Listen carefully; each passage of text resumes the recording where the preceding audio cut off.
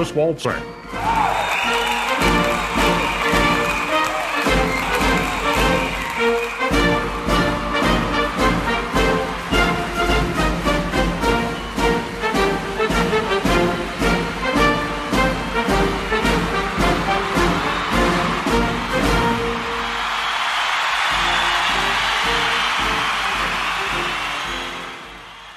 Hello, sir. Hello again, and I'm very happy to be here again. Well, you know, Bob, I wanted to begin this week with another article by James Turk, and he talks about silver backwardation occurs when the spot price is higher than the futures price. It's pretty common in the commodities markets, according to Turk, but it's rare in precious metals. He says it's occurring not just in the short term this time, Bob, but 12 months forward. Points out that the last time that happened was in January 2009. Over the next few weeks, silver exploded 40% higher. And he says the key to understanding is that the price must rise to entice holders to sell and accept national currency or the dollar in return. Could see silver run above that $31, $32 high point. I think he makes a pretty good point there. Silver did explode the last time we saw it. I think you have to look at the overall net short position as opposed just to buyers, and it's still there.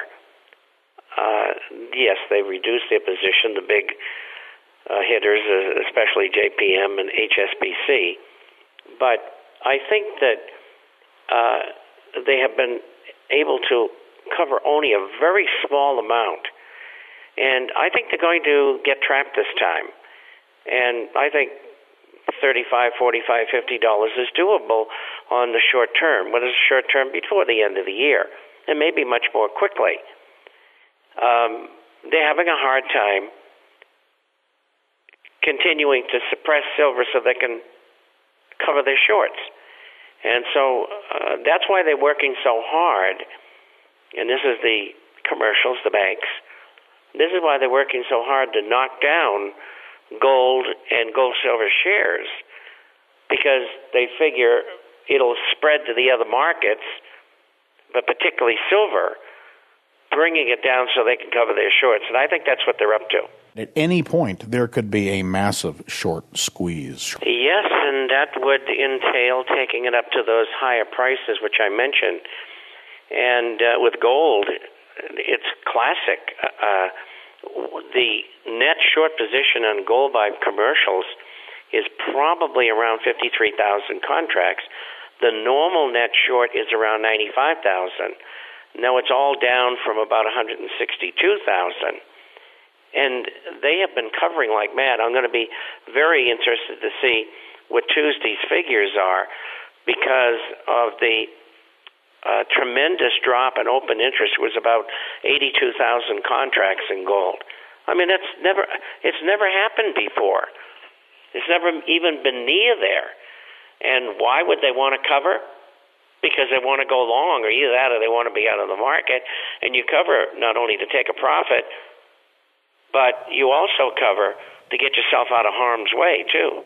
Before we move on, I'd just like to point out that, there are rumors floating around that the central banks and other special interests have coordinated efforts to drop huge supplies of precious metals on the market. And my response to that is, where are they getting the metal? They're mostly out of ammunition. There's just nothing left. The ball is in our court, and the investment demand is in control. We're going to talk more about this later on in this segment, but first I'd like to move into the housing news. There was a big development, I'm sure you saw this week, Bob. New home sales in 2010 fall to the lowest level in 47 years, the number of new homes last year. Sales are off significantly, about 15% from 2009. That's according to the Commerce Department. They reported this week. It's the fifth year in a row that home sales have declined after hitting record highs, as buyers simply aren't stepping up. Unemployment is still a bit too high. Even with seasonally adjusting the numbers, things are still in bad shape. They've been treading water now for quite some time, and unemployment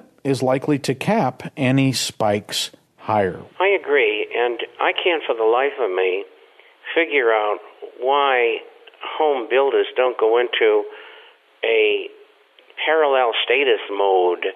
They're building 535,000 homes this year. They did 560,000, I think, last year. What can they be thinking of? I mean, look at the inventory that's available for sale at prices usually substantially lower than the new homes. I don't get it.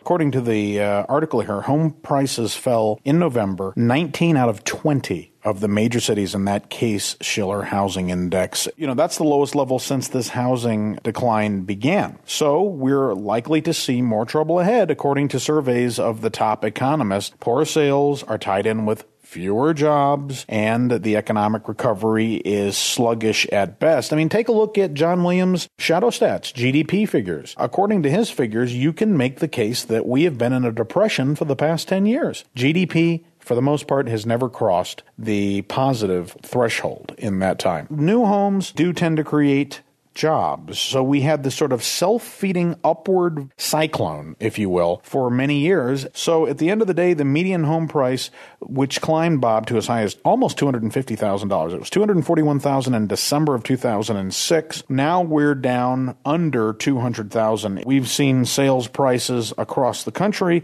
slashed. Looks like we're going to have more trouble ahead. And I'd like to move on to another related story here. The Telegraph published an article claiming that households face the most dramatic squeeze in living standards since the 1920s. The governor of the Bank of England warned, and remember, they were the last ones who warned before the credit crisis, before the housing smash even, that things were going to get bad. Families will see their disposable income eaten up as they pay for inflation. And this is Mervyn King. With wages failing to keep up with the pace of inflation, workers' take-home pay will end the year as it was 6 years ago. This is the most prolonged fall in living standards in 80 years, according to the head of the Bank of England. Economists said the situation was an absolute disaster. Disposable household income has been devastated by sharp increases in the cost of food, fuel, and tax, coupled with restricted wage rises for workers. Last year, take-home pay fell by about 12%, official figures are showing, and the trend is expected to continue. I think that we're looking at a potential, if we follow the Bank of England once again, for a similar situation as we saw in 2008-2009 credit crisis. I think it's going to be worse. And the reason why is all this terrible debt, and it's not going away. The Fed first bailed out the financial sector in the United States and Europe. And we had to beat them over the head to get the numbers. They wouldn't tell us what they had done. Then the next thing, this time with QE2, what they're doing is they're servicing the U.S. Treasury and the agencies. In the meantime, in QE1, we had about $840 billion. Now this time we got $862 billion.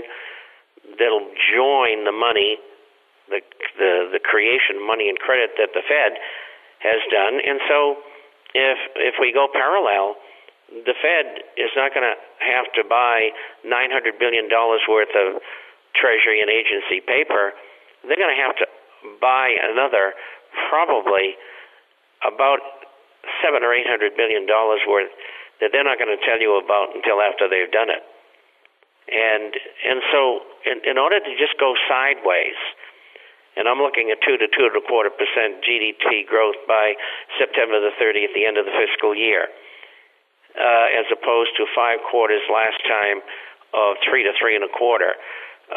It's called the law of diminishing returns. You keep on throwing money at things, and you don't get the bang that you did the previous time. I know they're going to go to a QE3. But in the meantime, what are they going to do with the currencies that are falling all over themselves in all the countries in the world, particularly Europe, that has this tremendous burden of having to raise tremendous amounts of capital? And then you have the countries that are on the edge of bankruptcy in Europe, and you have the states and municipalities in America in the same position. It is not very good.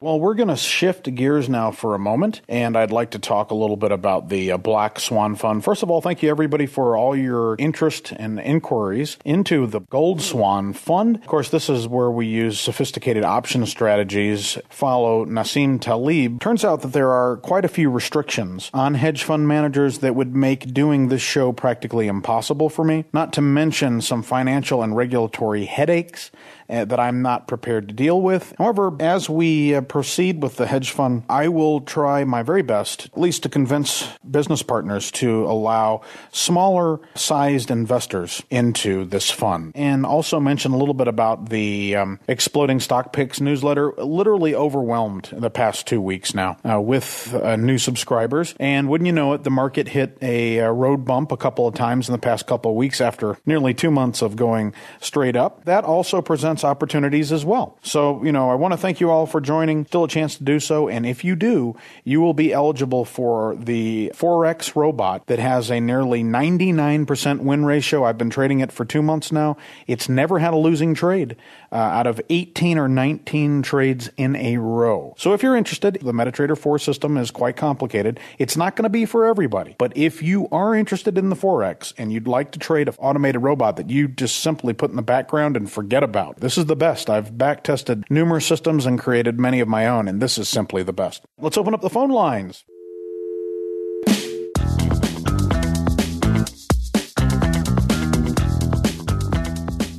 My name is George. The Chinese are not buying this European sovereign debt from the southern peripheral countries for any altruistic reason. And I think with the expansion of the European dollar swap window by the Chinese, the European currency has risen impressively and the dollar has dropped recently, but with no benefit to go. Is it possible the Chinese are unloading treasury bonds and buying European debt of the southern European peripheral states at a discount? This would mean China is not trading on the fraudulent COMEX anymore and allowing it to drop to its phony paper price so they can buy gold backdoor from European banks and leaders. The PIGS is what I call them, have no choice but to default on sovereign debt or cut a deal with the Chinese with the help of the IMF to arrange gold swaps as they have done for the U.S. before. Germany does not have the ability to support the welfare states at $300 billion annually a year and welcome Chinese as an outside source of support. This would explain why gold prices is not trading inversely to the dollar and in conjunction with the euro. The Chinese would become wards of the southern European countries and a new northern euro union would be formed with countries that have no or little sovereign debt. The Chinese would gain tremendous continental support with the benefit of German technology. This would all be done without any fanfare, and it would drive a wedge between Europe and the United States.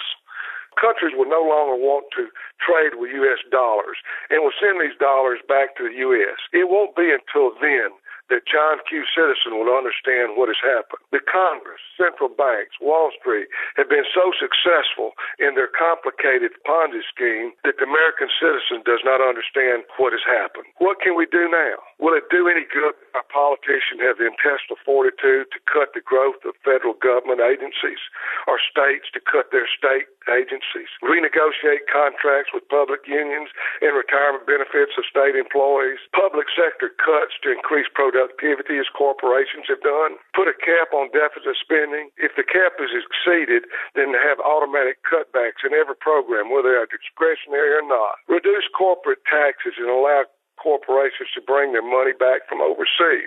I don't know if all these efforts would be right or would work, but someone has to address remedies, whether it's politically popular or not. We must undergo some kind of pain now. We can't just kick the can using quantitative easing. Thank you for listening. Bye-bye. First up, asks if it's possible that China might be selling treasuries and using the money to buy precious metals outside of the COMEX. He thinks that China may be building up a financial empire throughout southern and Eastern Europe, and that this could further separate the ties that bind the U.S. and Europe together. I thought the same thing. Buying friendship and opening up more markets for them in that theater, which would be Southern Europe. And I do believe that they probably have been selling treasuries and buying gold and silver in a surreptitious way as they have in the past. And you can't blame them for doing that. But, like in the market that we've just seen here over the last 4, 5, 6 weeks in gold and silver, they've come down, and I'm sure the Chinese are there waiting with both hands to scoop up as much as they can get at cheaper prices, and at the same time relieve themselves of this U.S. dollar paper burden. And I think they're probably getting rid of quite a bit of it. And I just got a feeling. I can't prove that. So I think what the caller said is true. Hey there, Chris and Bob. This is Mike from Wyoming. Calling today to see what you guys thought about investments in agriculture or agriculture companies, or possibly investments in currencies from countries whose economy is highly contingent upon agriculture. I was thinking in particular the New Zealand dollar. Curious to get your thoughts and views on that. Thank you so much for all you guys do. Bye. He would like to know what we think about agricultural investments or nations with large agricultural exposure in their currencies, such as the New Zealand dollar. You know, Mike, I'll start off here. I think agriculture, and particularly the commodities such as cotton and wheat and other grains, have simply been on fire. Talk about the investment du jour. According to Jim Rogers, this trend will continue. That being said, please keep in mind you're taking on considerable risk. They're highly volatile and very seasonal. And I'd also add that there are quite a few interesting ETFs that bundle up the commodities now. You can find them very easily online and then obey the long-term trend and perhaps look for pullbacks within that trend. Bob, any thoughts on the New Zealand dollar or other countries with strong agricultural exposure? Well, I think they'll continue to do better than others because of natural events that we've had, like this terrible flood after a terrible drought in Australia, and the tremendous cost of putting things right. And it was the last thing that they ever expected to happen. And the wheat crop is not doing good in Argentina. The price of cocoa has gone bananas. And now I think it's Ivory Coast said that they're not going to export any for a couple of weeks or a month. I guess maybe they just want to sort out where they're at. And I think this is going to continue because you're getting investment perpetually over the last several years. Well, actually, since it began in 1999, when I must say that Jim Rogers did pick the beginning. And I think that the cost of food is going to continue to go up, as are other things, perhaps for other reasons. We know that inflation is you might think of it as a tide that lifts all boats. And under those conditions, you will expect all of the commodities to go along for the ride. Hello, Chris. My name is James. Thanks for the educational program you and Bob and your team provide week after week. In a potential Bretton Woods II devaluation scenario, of course, the U.S. dollar would probably be the most devaluated fiat paper currency of all of them. I guess my question revolves around holding bullion versus mining stock shares. It would seem that in Bretton Woods II round-robin currency devaluations that bullion coins and bars would instantaneously gain more purchasing power over mining share stocks, which would probably be frozen in their brokerage accounts during such a crisis. If one believes a Bretton Woods II is on its way, would it not make more sense to capitalize by holding bullion over mining shares? I'd love to hear your thoughts on this. Thank you, and crash JP Morgan, buy silver. It's James. He would like to know if potential Bretton Woods II scenario unfolds, that bullion coins and bars would certainly be preferred investments over gold stocks. I think it's a good question, and it is one we've fielded in the past here. Under that scenario you've outlined, yes, bullion is the best bet. However, I wouldn't let this fact alone from any interest in gold mining companies. You know, we are still many years away, I think, from such a revaluation, and that allows ample time for phenomenal returns in the precious metal stocks. During the Great Depression, gold and silver shares went up over 500%. During the Great Inflation and recession of 1977 to 1981, the average gold and silver share went up 40 times what the price of gold bullion did.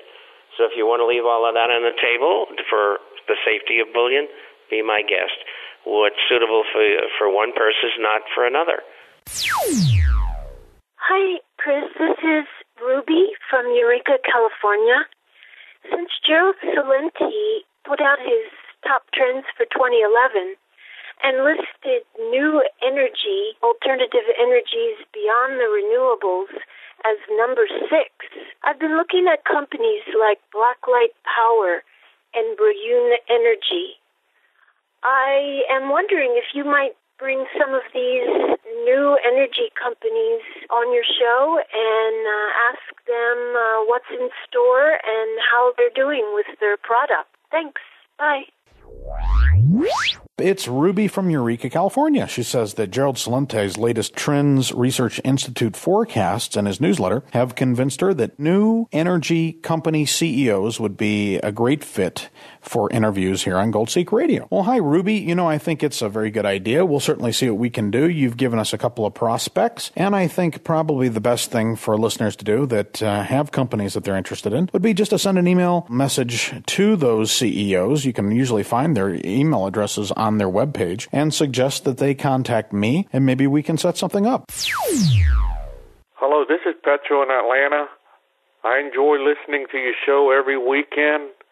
I would like to bring up 2 silver stocks that I like a lot, and I would like to know what you think of these 2 stocks, and I would like to hear from other listeners to see what they think of these 2 stocks and if they can recommend any other up-and-coming silver stocks on your show.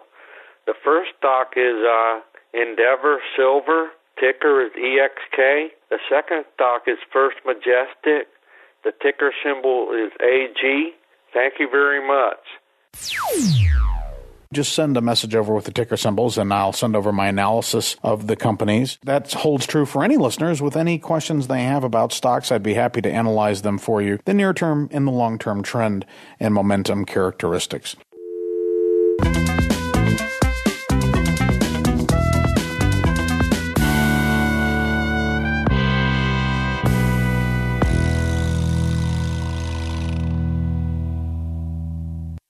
Reaching into the mailbag here. Letters. Oh, we get letters. We get your letters every day. It's Kerry from Armonk, New York. He says that before the credit crisis, that inflation is much higher now and that than the official numbers show. And he says if we take a good look at the GDP, the economy is also contracting. Hi, Kerry. I think that's exactly what John Williams has been pointing out in previous discussions here on the show. If you look at his shadow stats GDP, the economy has been officially in a depression for 10 years. Anybody who tries to speak up on the subject is practically labeled a wacko. But there's thousands of Goldseek Radio wackos laughing their way to the precious metals dealers. So perhaps at the end of the day, Kerry, we owe the government a debt of gratitude. So on to your next point about maxing out HELOCs and loans in order to purchase gold and silver. I prefer what the Bible and Poor Richard's Almanac say, neither a borrower nor a lender be. For most folks, simply too risky of a strategy. I think at this point of the bull market in gold and silver, that people can use more leverage than they did 10 years ago. And I see people being very concerned about the future of their retirement. They don't know whether the government's going to go after it or not. And the government's made all kinds of assertions that they may want to go after it to solve part of their debt problem. And so people are taking loans, and they are going into those areas. And I think that will continue. It's not very much different than using margin, if you stop and think of it. It's just that the terms are much, much better than you'll find in a margin account, and your loan's not going to get called, if you get into the red. And so it's probably the better way to increase your participation in gold and silver-related assets.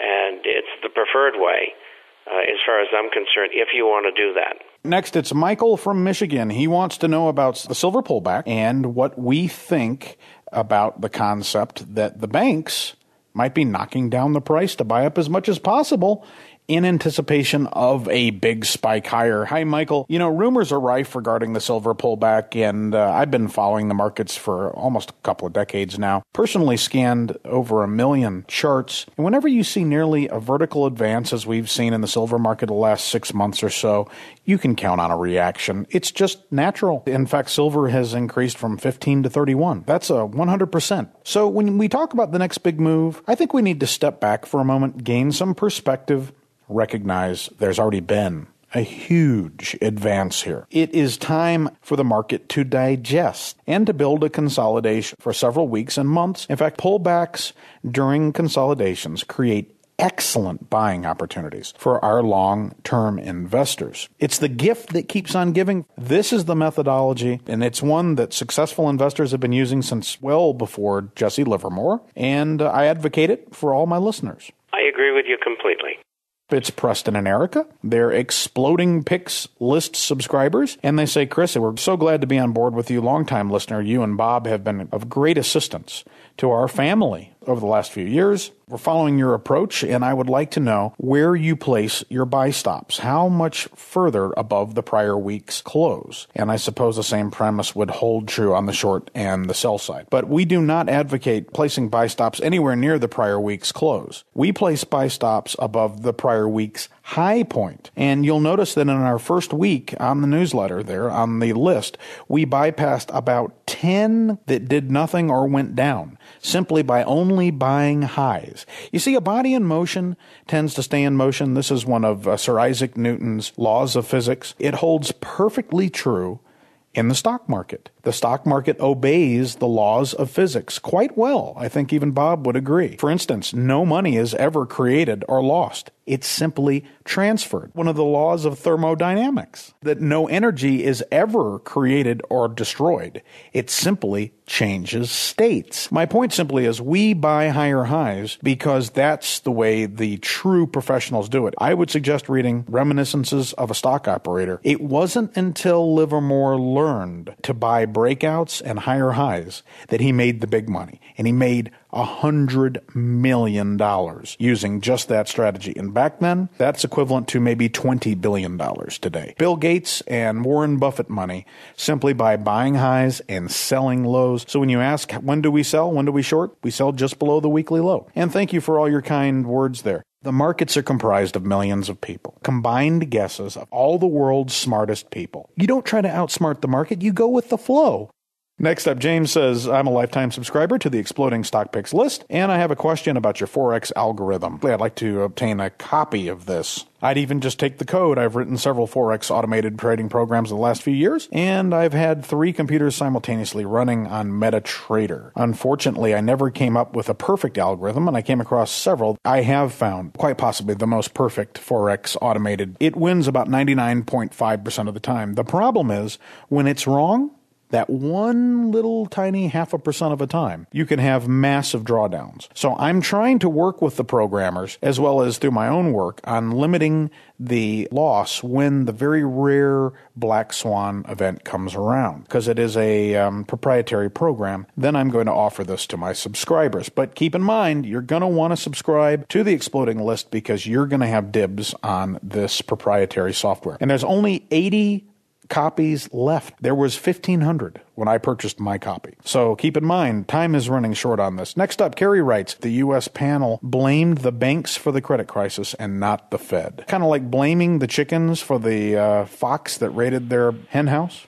Bob? Especially when you invited the fox in. And another new Exploding Picks subscriber writes, says, hi, Chris, can I get a copy of Margin of Safety? Margin of Safety was a book written about 20 years ago by a brilliant hedge fund manager who recently has found some acclaim. The book is selling right now. The lowest copy is $604. You can buy it on Amazon from $770 all the way up to $3,000. There are no other copies available. They're not reprinting it, and there are no plans. I have read the book, and I finished it the first night I found it. I have the entire copy free of charge, PDF format. Sign up to the Exploding Links newsletter, annual or multi-year subscription. You will have your own copy of Margin of Safety, probably the most sought-after investing tome in the world. And if you have a copy, I'll gladly buy one from you. Please send it to me. And Bob, I will certainly send you over this $700 value. Gary writes, could you please send a copy of the list of movie picks that you found on Roku, interested in a subscription to your newsletter? Anybody who subscribes will certainly put up a list of our favorite Roku picks. Next, Mike says, I subscribe to your X-Picks lifetime subscriber. I want to make sure that I will remain a subscriber. Yes, you have been grandfathered in. $4.99 has given you a lifetime subscription. Next up, it's Patrick. He signed up for the X list, but he did not get any information on the 4X robot. Well, hi there, Patrick. I hope you heard the earlier part of this show, and we appreciate your comments about it being an excellent show. Terry writes and says, another new subscriber to the list here and would like to know about the $700 ebook. Well, Terry, I have gone ahead and fired over the Margin of Safety ebook for you, so you won't have to shell out $700 on Amazon.com or eBay to purchase a copy. We're going to wrap up the mailbag here. Letters. Oh, we get letters. We get your letters every day. And Bob, I know that folks are going to want to find out more about the International Forecaster. Well, the forecast is about business, finance, economic, social, and political issues all over the world. We publish by email on Wednesdays and Saturdays. It runs around 40 pages each time. We have a hard copy that goes out twice a month for those who are not on the Internet. And I think that everything that you need to know every week is in that publication. You can get a free introductory copy by going to theinternationalforecaster.com, theinternational.forecaster.com, or to www.intforecaster.com. That's intforecaster.com. If you have a question you want me to answer, we answer everybody. That email address is Bob, B-O-B, at intforecaster.com. If you'd like to call in toll free, the number is 877-479-8178. That's 877-479-8178, and you can get either type of copy. And incidentally, they're also offering a free 1-year subscription there. You should look into the deal. Yeah, I think it's terrific. And for our callers who'd like to call in, we'd like to hear your voice. You can do so free of charge with 1-800-507-6531. You can do so anonymously if you choose. And we'd like to hear what's keeping you up at night regarding the markets. Maybe it's stocks,